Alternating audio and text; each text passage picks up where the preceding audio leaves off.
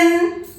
எல்லோரும் இன்புற்று இருக்க நினைப்பதுவே அல்லாமல் வேறொன்றும் அறியேன் பராபரமே. இப்படி தாயுமான சுவாமிகள் சொல்லியிருக்கார். நாம இன்னைக்கு பார்க்க போற மகான் என்ன சொல்லியிருக்கா தெரியுமா? Our motto should be giving maximum happiness to maximum number of people for maximum amount of time. யாரு சொல்லியிருக்கா? அவரோட டிசேபிள்ஸ்லாம் ஒரு ஆர்கனைசேஷன் ஆரம்பிச்சா, சின்மயா மிஷன். எஸ், சுவாமி சின்மயானந்தா பத்தி தான் இன்னைக்கு பார்க்க போறோம். அவர் இப்ப சமீப காலத்து துறவி. எஸ், 20th century தான். 20th centuryல நிறைய மகான்கள், காஞ்சி மகா பெரியவர், ரமண மகரிஷி, யோகி ராம் சரத்குமார், சேஷாத்ரி சுவாமிகள், சத்யசாய் பாபா, அரவிந்தர், சின்மயானந்தா. சுவாமி சின்மயானந்தா பிறந்தது கேரளால எர்ணாகுளத்துல May 8, 1960. அவரோட அப்பா பேரு குட்டன் மேனன், அம்மா பேரு பாருக்குட்டி. குழந்தைக்கு பாலகிருஷ்ணன் அப்படின்னு பேர் வச்சா. இவ வீட்டுக்கு அடிக்கடி வர சட்டாம்பி சுவாமிகள்ங்கிறவர் the child has very great future அப்படின்னு சொன்னார். The child was very good in studies and also in sports. அவருக்கு மலையாளம் சம்ஸ்கிருதமும் ரொம்ப பிடிக்கும் குழந்தையில. ஸ்கூல் முடிச்ச காலேஜ் யூஜி பண்ணிட்டு பிஜி இங்கிலீஷ் லிட்ரேச்சர்ல பண்ணார் லக்னோ யூனிவர்சிட்டியில. பெர்னார்ட் ஷாவோட ரைட்டிங்ஸ், ஷெல்லியோட ரைட்டிங்ஸ்லாம் ஆசையா படிப்பார். அப்ப it was before independence. we were under British rule. 1000 வருஷத்துக்கு முன்னாடி நம்மளோட நாடு எவ்வளவு செல்வ செழிப்பா இருந்தது தெரியுமா? இன்ஃபேக்ட் நெல் போர் அடிக்கிறதுங்கிறது மாடு கட்டி அடிக்க முடியாதுன்னு யானையை கட்டி போர் அடிப்பாளாம். அவ்வளவு வளம், அவ்வளவு தானியங்கள் இருந்தது. நம்மளோட செழிப்பை பார்த்து தான் வெளிநாட்டிலேயே நம்மளெல்லாம் கொள்ளை அடிக்க நிறைய தடவை வந்தா, நம்மளை அடிமைப்படுத்திட்டா. இன்ஃபேக்ட் ஜஸ்ட் இமேஜின், யானை எவ்வளோ பெருசு இல்லையா? அதை இத்தோடு ஒரு கொம்பு நான் அங்குசத்தால் அடக்கிறா இல்லையா? அதே மாதிரி இவ்வளோ சிறப்பாக உள்ள நம்ம நாடு பாரதத்தை ஸ்மால் கண்ட்ரி பிரிட்டன் அடக்கி ஆடின்றது, அடிமையாக இருந்தது நம்ம நாடு. ஆனால் 1900க்கு மேலே நிறைய பேர் சுதந்திர போராளிகள் வந்து நமக்கு சுதந்திரம் வேணும்னு யோசிக்க ஆரம்பிச்சிட்டோம். கிரேட் லீடர்ஸ் நிறைய பேர், பால செல்வா, லாலா லஜபத் ராய், பாலகங்காதர் திலக், பிபின் சந்திர பால், சுபாஷ் சந்திர போஸ், சர்தார் வல்லபாய் பட்டேல், பகத்சிங், நம்ம தமிழ்நாட்டில் ராஜாஜி, கப்பலோட்டிய தமிழன் வஉசி, பாரதியார், திருப்பூர் குமரன், வாஞ்சிநாதன். நான் சில பேர்லாம் சொல்லியிருக்கேன். நிறைய பேர் தெரியாதவா எண்ணற்ற பேரும் they participated freedom struggle.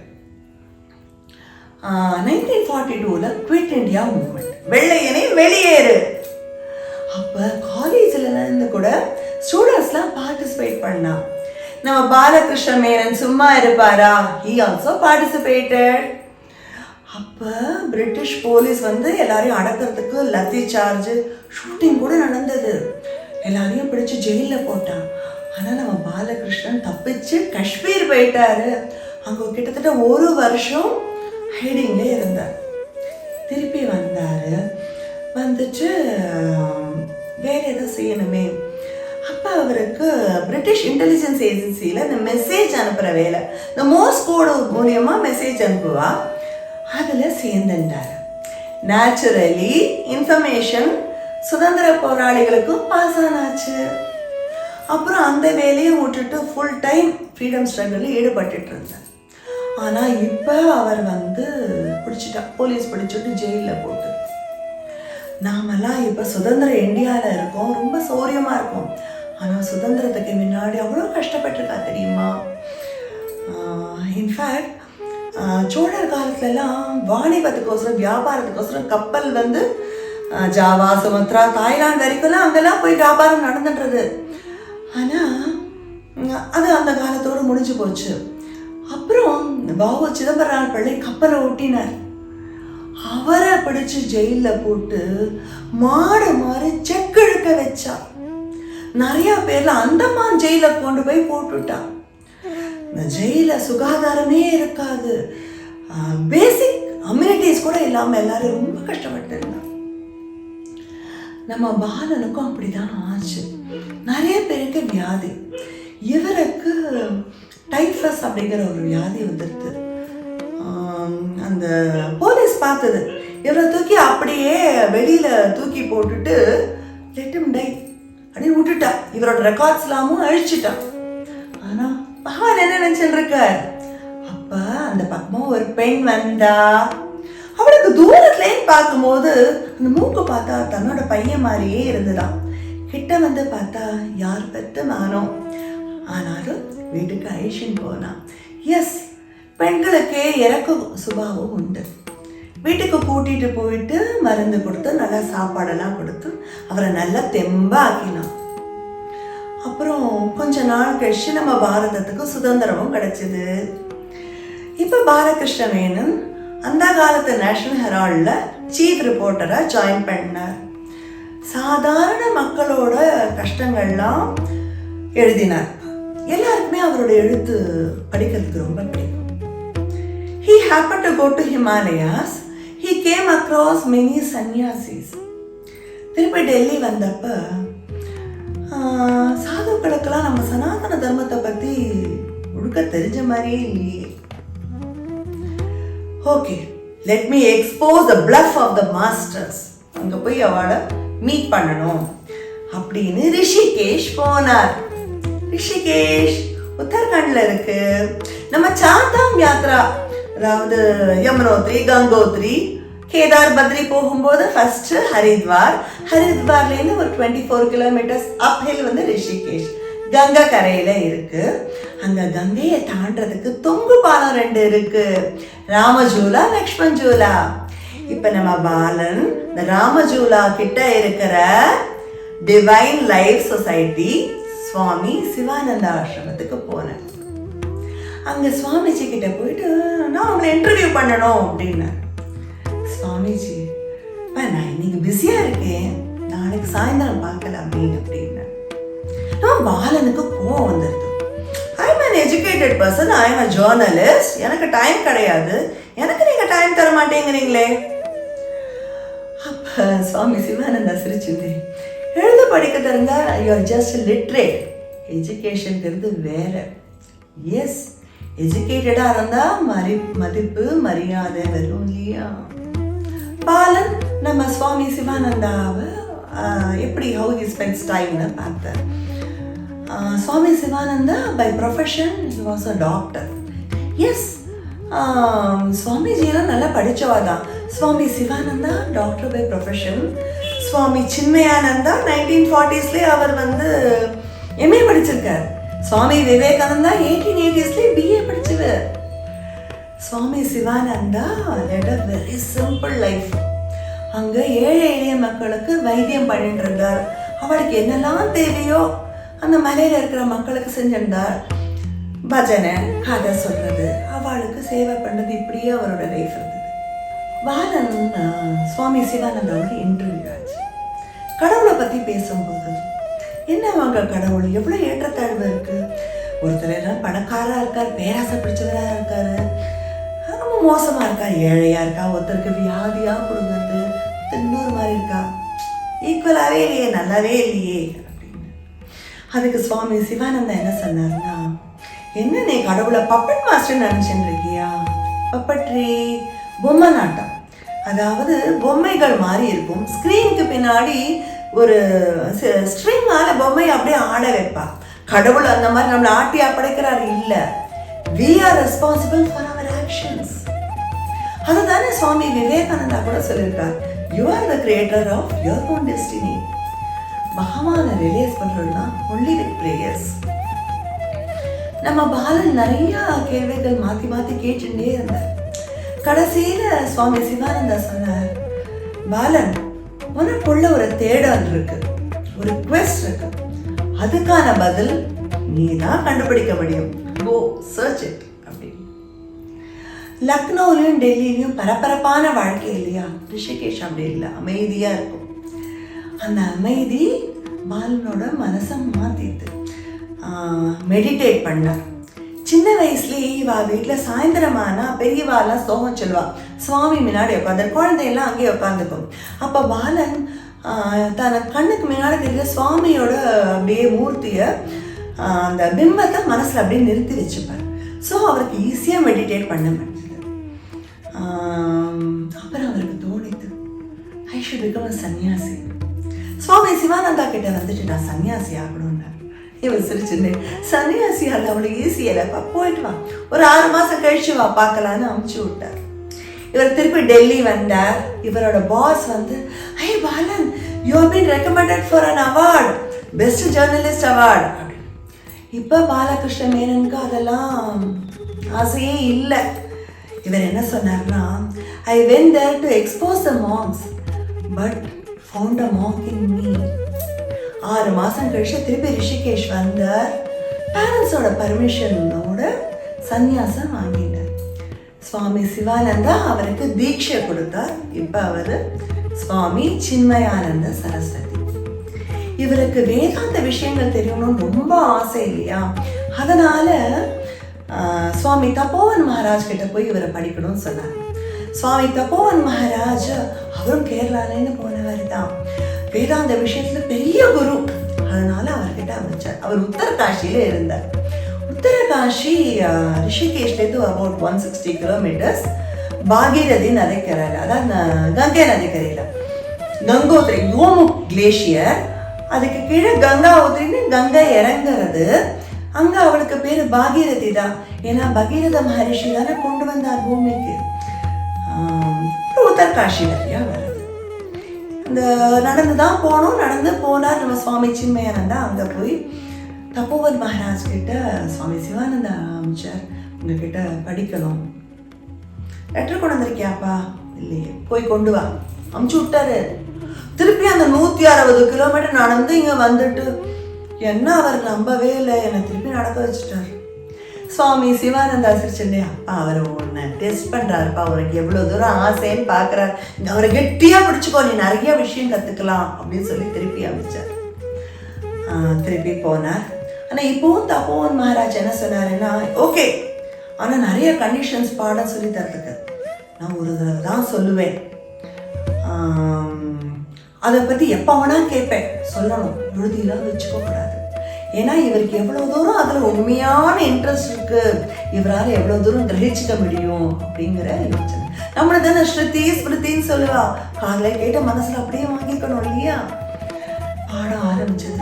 இப்போ சீக்கிரம் எழுந்த காலங்கத்தால் ஜில்லு தண்ணியில், அதாவது பனிதான் உருகி கங்கையாக வருது, ஜில்லு தண்ணியில் குளிச்சு இவ பாட ஆரம்பிப்பான். நிறைய நேரம் சுவாமி தபோவன் மகாராஜ் கங்கோத்திரிக்கும் போயிடுவார். ஸோ உத்தரகாஷி கங்கோத்திரி போயிட்டு சுவாமிஜியோடய போயிட்டு அவருக்கு சேவை பண்ணிட்டு கற்றுண்டார் வேதாந்த விஷயங்கள். இவருக்கு அதை பார்த்து பார்த்து என்னன்னா, வேதாந்த விஷயங்கள் எவ்வளோ பீஸ் கொடுக்குறது, சந்தோஷம் கொடுக்குறது. This should be passed on to the masses and classes of the world. அதை தன்னோட குரு கிட்ட சொன்னார். குரு இல்லைப்பா, நம்மளுக்கு இது பொக்கிஷம், யாருக்கு ஆசை இல்லையோ அவளுக்கெல்லாம் நம்ம சொல்லக்கூடாது அப்படின்னு. அப்போ இவர் என்ன சொன்னார் நினச்சினார்னா, கங்கை வந்து மலையில் உற்பத்தி ஆகுது, அங்கேருந்து அப்படியே வருது, வழியெல்லாம் எல்லாருக்கும் நரிஷ் பண்ணிகிட்டே வருது, அந்த மாதிரி நம்ம எல்லாருக்கும் சொல்லணும்னு நினச்சிருந்தார். இவரோட டிட்டர்மினேஷன் பார்த்துட்டு குரு வந்து ஓகே ரைட், ஆனால் இது விசேஷமானது நம்ம வேதாந்த விஷயம், அது யாருக்கும் இன்ட்ரெஸ்ட் இல்லைன்னா டோன்ட் சே, உன்னோட லெக்சரில் அட்லீஸ்ட் ஒரு 4 பேராவது இருக்கணும்னு பார்த்துக்கோ, அந்த மாதிரி உன்னால் கன்வின்ஸ் பண்ண முடியலன்னா come back to Himalayas, you belong to this place அப்படின்னு. அதுக்கு முன்னாடி பாரதத்தை சுற்றி வா, எல்லாரும் பாரு, அப்போதான் உனக்கு என்ன செய்யணும்னு தோணும் அப்படின்னார். நமஸ்காரம் பண்ணி கிளம்பினார் சுவாமி சின்மயானந்தா. சுவாமி சின்மயானந்தா அப்படியே பாரதத்தை தீர்த்த யாத்திரை மாதிரி போயிட்டு பூனாக்கு வந்தார். டிசம்பர் 1951 ஞான யஜ்யம் ஆரம்பிச்சார். இவர் சந்நியாசம் வாங்கினது 1949 ஒரு சிவராத்திரி அன்னைக்கு. ஞான யஜ்யம் ஃபார் 100 days அப்படின்னு பூனால உள்ள ஒரு விநாயகர் கோயிலில் ஆரம்பிச்சார். இவர் ஆரம்பிச்சதே என்ன தெரியுமா, லெட் அஸ் பி ஹிந்துஸ் அப்படின்னா, அதான் இந்துவா இருக்கிறதுக்கு எப்படி இருக்கணும் அப்படிங்கிறது தான். இவரையும் சேர்ந்து ஃபர்ஸ்ட் டே ஒன்லி 4 பேர். ஆனால் இவர் அவ்வளோ அழகாக சொல்கிறார் அப்படின்னு ஒருத்தருக்கு சொல்லி சொல்லி தினம் நிறைய பேர் வர ஆரம்பிச்சா. அந்த 100 நாள் முடியறதுக்குள்ள 1000 பேர் கிட்ட. இவர் சொல்றதெல்லாம் ஒருத்தர் எழுதி வச்சுட்டு அதை பிரிண்ட் பண்ணி எல்லாருக்கும் புக்லெட் மாதிரி கொடுத்தா. இவரோட லெக்சர்ஸை கேட்டவ என்ன நினைச்சிருந்தான்னா, அவளோட கஷ்டத்துக்கு அப்படியே சொல்யூஷன் சொல்ற மாதிரி இருந்தது சுவாமிஜி பேசுறது. சுவாமிஜி இங்கிலீஷ்ல தான் லெக்சர் கொடுத்தார். ஏன்னா நான் அரைகுறையா இங்கிலீஷ் கான்வென்ட்ல படிச்சவாலும் நம்மளோட சனாதன தர்மம் ஒன்றும் இல்லை, what is there in this யோசனையில இருந்தா அவள் நமக்கும் புரியணும் இல்லையா, நம்ம தர்மத்தோட விசேஷங்கள் தெரியணும்னு ஆல்வேஸ் இவரோட லெக்சர் ஒன்லி இன் இங்கிலீஷ் தான் இருந்தது. அப்புறம் லுக்கிங் பேக் நிறைய இடத்துல இவரோட லெக்சர்ஸ் இருந்தது. அங்கங்கே ஸ்டடி குரூப்ஸ் ஃபார்ம் ஆகிருந்தது, சத்சங் ஃபார்ம் ஆகிட்டு நிறைய டாக்ஸ், சுவாமிஜியோட டாக்ஸ் அங்கங்கே நடந்துட்டு. அப்புறம் மெட்ராஸ் வந்தார், சென்னை வந்தார். சென்னையிலையும் இவரோட லெக்சர்ஸ் இருந்தது. இங்கே இவரோட டிவோட்டிஸ், இவரோட சிஷ்யர்கள்லாம், சுவாமிஜி நீங்கள் இவ்வளோ அழகாக எல்லாம் பண்ணிட்டு இருக்கேன், இதை ஒரு ஆர்கனைஸ்டாக பண்ணோம், நம்ம ஒரு ஆர்கனைசேஷன் ஆரம்பிக்கணும். வேண்டாமே, இல்லை வேணும், அப்போ தான் மக்கள்கிட்ட சரியாக போய் சேர்க்க முடியும், சின்மயா மிஷன் தான் ஆரம்பிப்போம்னா. என் பேர் வேண்டவே வேண்டாம் அப்படின்னு. சின்மயானா நோயிங் ட்ரூ நாலேஜ் இல்லையா, அதனால் அந்த பேரில் சின்மயா மிஷன் ஆரம்பித்தான். நிறைய எஜுகேஷன் இன்ஸ்டிடியூஷன்லாம் அதில் வந்து. சுவாமிஜிக்கு குழந்தையெல்லாம் ரொம்ப பிடிக்கும்.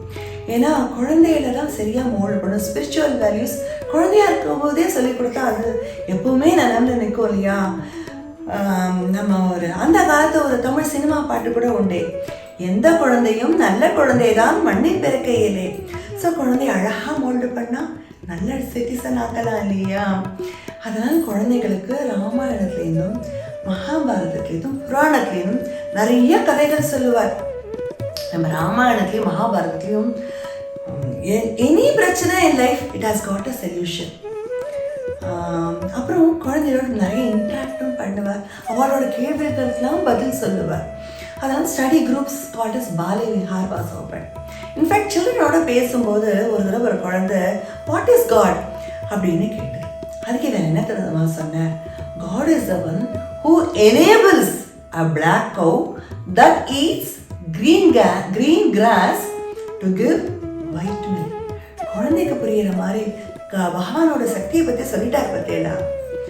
அப்புறம் இந்த பாலவிஹார் சொன்னேன் இல்லையா, பாலவிஹார குழந்தைகளுக்கு கதை சொல்லணும், ஸ்லோகம் சொல்லணும், சின்ன சின்ன பஜன்லாம் சொல்லித்தரணும், பகவத்கீதை சொல்லித்தரணுங்கிறதெல்லாம் பாலவிஹாரில்.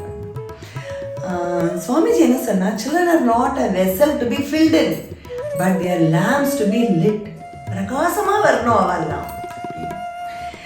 இந்த காலத்துல ரொம்ப தேவையான விஷயம்.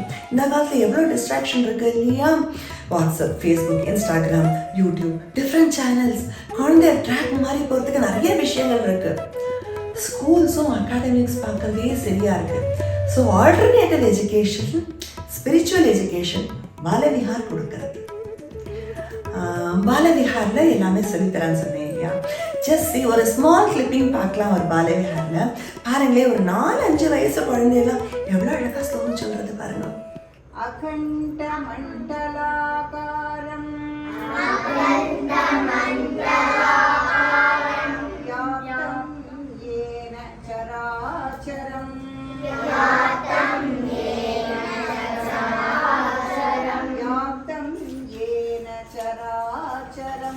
யாத்தம் ஏன சராச்சரம் அகண்ட மண்டலாகாரம் யாத்தம் ஏன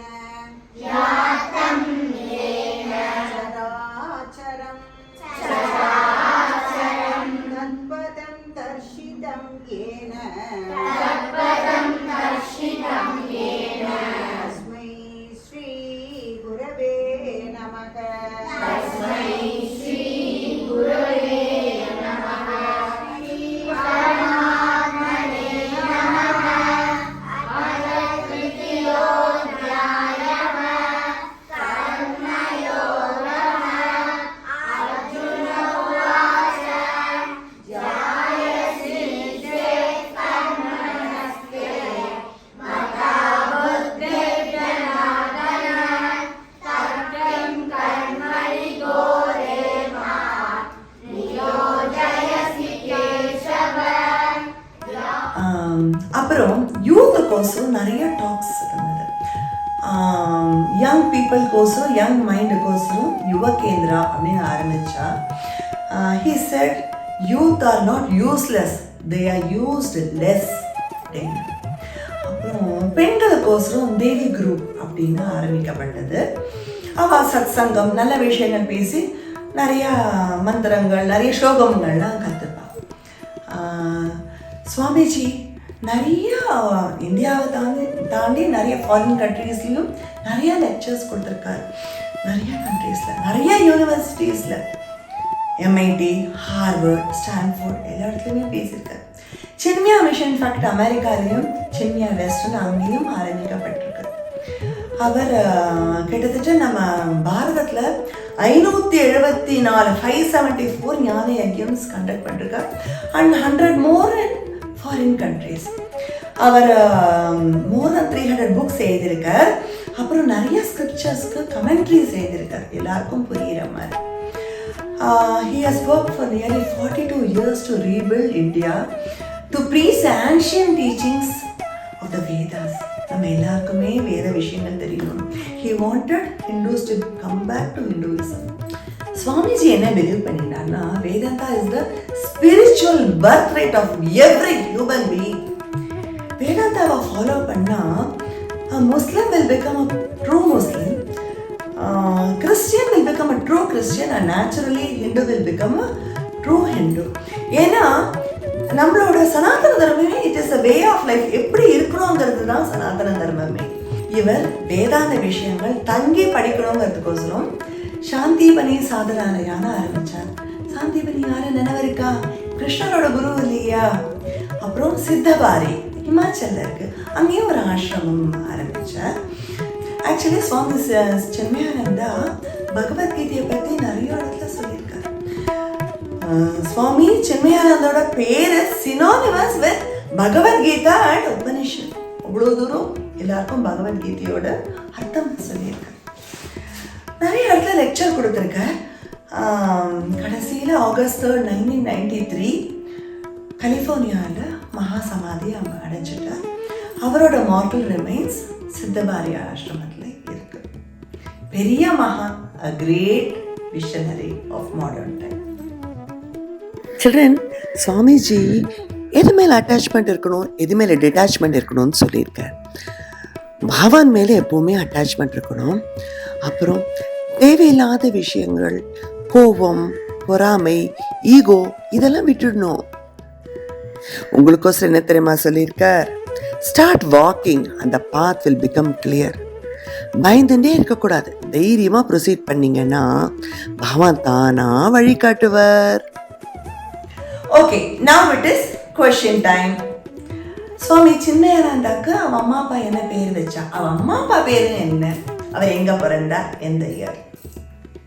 சுவாமிஜிக்கு 2 குரு இல்லையா? ஒருத்தர் அவருக்கு தீட்சை கொடுத்தா, ஒருத்தர் வேதாந்த விஷயங்கள் சொல்லி கொடுத்தா. அவ 2 பேரும் யாரு? அப்புறம் நான் சில ஃப்ரீடம் ஃபைட்டர்ஸ் பேர் சொன்னேன். இன்னும் ஒரு 20 பேர் கண்டுபிடிங்க பார்க்கலாம். அப்புறம் ஒரு ப்ராஜெக்ட் உங்களுக்கு, சின்மயா மிஷன் இப்போ எவ்வளோ பிரான்ச்சஸ் இருக்கு.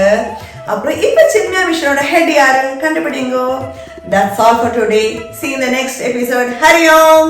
I mean, people with vision, with courage, with heroism, with an ability to consistently function, not by the inspiration of others, but inspiration drawn from your own vision. Such a generation we can create. That would be the generation which will write the Indian history aright once again into its own glory. Thank you.